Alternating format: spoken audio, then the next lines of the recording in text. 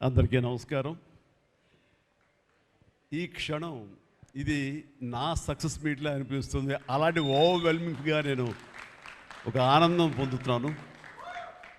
ఎందుకో తెలీదు, ఇక్కడ కావాల్సిన ఉన్న వాళ్ళందరూ కూడా నాకు ఎంతో కొంత ఎప్పటి నుంచో పరిచయం ఉన్నవాళ్ళు, ఎంతో ఆప్యాయత పంచుకున్నవాళ్ళు. సో వాళ్ళ ముఖంలో ఆనందం చూస్తుంటే కనుక ఇది నా ఆనందంలో అనిపిస్తుంది. ఈ సక్సెస్ మీట్ నా సక్సెస్ మీట్లా అనిపిస్తుంది. అండ్ ఇక్కడ గెస్ట్గా రాలేదు, మీలో ఒక పార్ట్గా, మీలో ఒక మీ ఆత్మీయుడిగా ఇక్కడికి వచ్చాను. అండ్ ఈ సినిమాకి ముందు నేను నాకు కలిసినప్పుడు ఎట్లా ఉంది ఏంటి సినిమా మీది రాబోతుంది కదా అంటాను. డిఫరెంట్ క్యారెక్టర్ నేను అటెంప్ట్ చేశాను. And Dhanush is a lead character.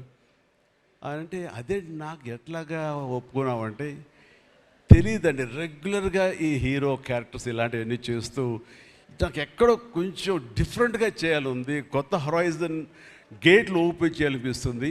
ఈ సినిమా నాకు అలా ఉపయోగపడుతుందని అనిపిస్తుంది. అంటే దాని వాళ్ళ సినిమా చూశాను, అది 100% కరెక్ట్. తను కూడా అదే అక్నాలెడ్జ్ చేశాడు.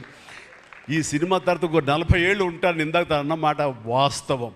నటుడుగా ఎంత ఎక్కువ కాలం మనం జీవిస్తాం అనేది తప్ప ఒక హీరోగానే పట్టుకొని ఇలాగే ఉండాలి అనుకోవటం అనేది కరెక్ట్ కాదు. అండ్ ఇలాంటి క్యారెక్టర్ ఎంత బాగా చేశాడంటే నేను తర్వాత చెప్తాను. So first of all